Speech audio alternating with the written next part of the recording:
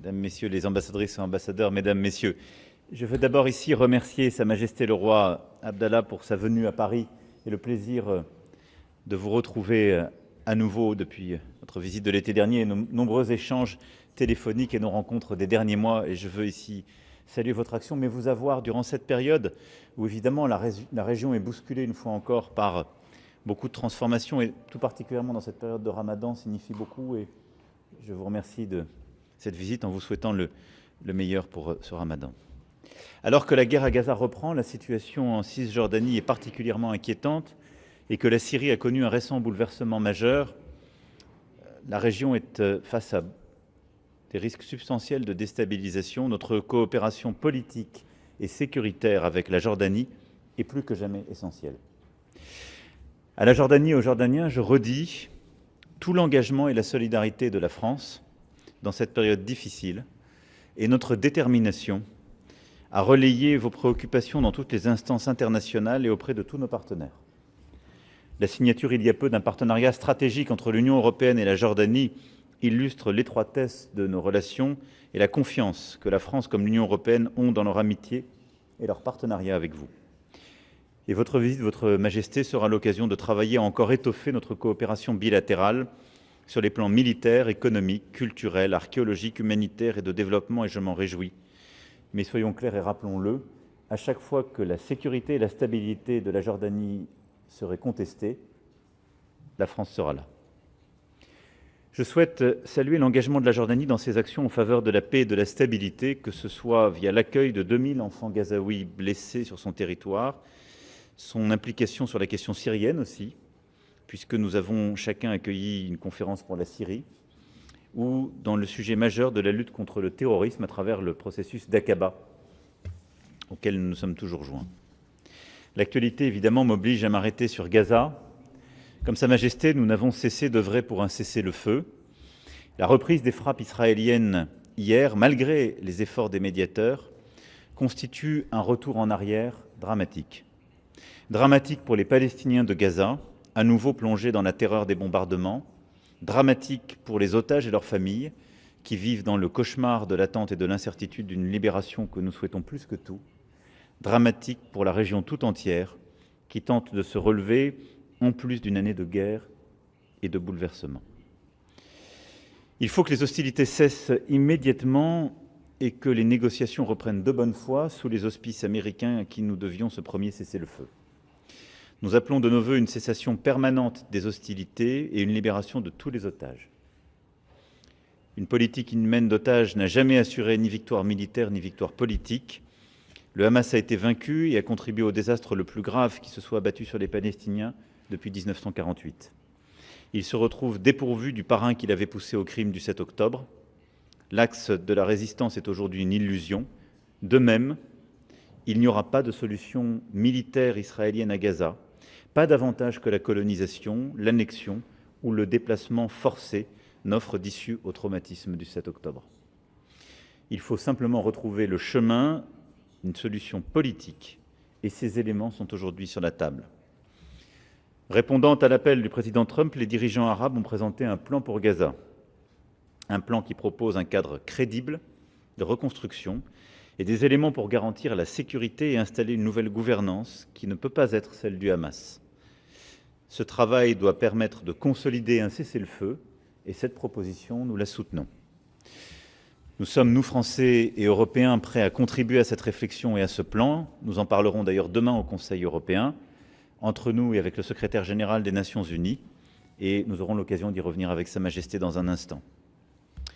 Les ferments d'une nouvelle architecture de sécurité qui permettent enfin aux Israéliens d'imaginer l'intégration régionale qu'ils ont cru pendant longtemps inaccessible sont là, et les éléments qui permettent et permettront, nous l'espérons, la stabilité et la paix pour tous sont là. Si nous savons travailler ensemble et les tenir. La Syrie, avec toutes ses fragilités, est sortie de la main iranienne qui la tenait.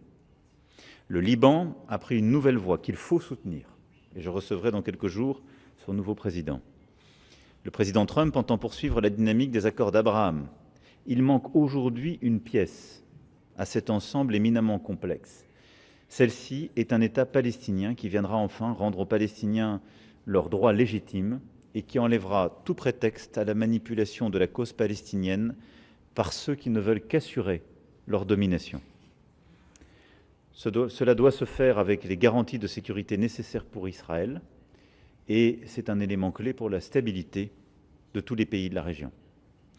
Il faut aujourd'hui du courage politique pour offrir un avenir serein au peuple de la région. Sa Majesté en a fait la démonstration jour après jour en ces temps troublés.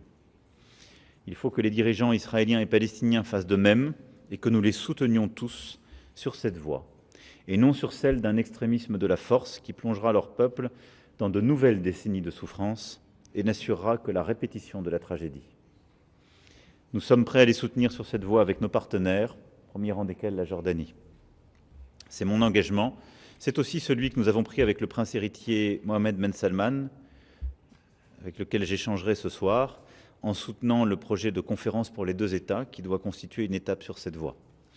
Votre Majesté, vous avoir à Paris aujourd'hui dans ce contexte pour pouvoir évoquer la Syrie, évidemment Gaza, la question palestinienne, et pouvoir revenir sur les équilibres de la région, mais aussi notre coopération bilatérale, est une chance et comme à chaque fois, un honneur et un bonheur. Merci Votre Majesté d'être présent à Paris aujourd'hui avec nous, et nous continuerons d'agir ensemble.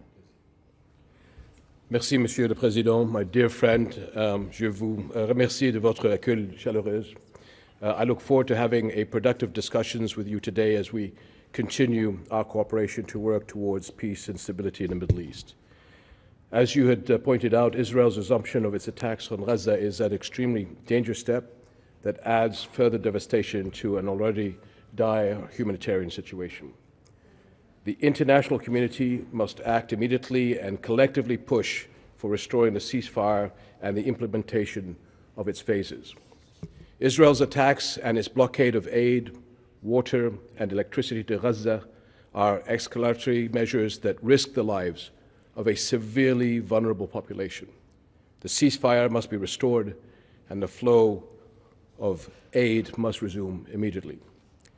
Jordan has been dedicated to providing aid to address the humanitarian tragedy in Gaza through all means by land and sea and air. We also began medical evacuations of severely injured and sick children to treat them in Jordan. And here I would like to thank the role of Your Excellency, the President, and the armed forces of France that have worked closely with us in getting humanitarian aid through to Gaza, especially during the airdrops earlier in the year. But while we work to deal with the situation in Gaza, we must also call for an end of the dangerous escalation in the West Bank, where over 40,000 Palestinians have been displaced this year alone.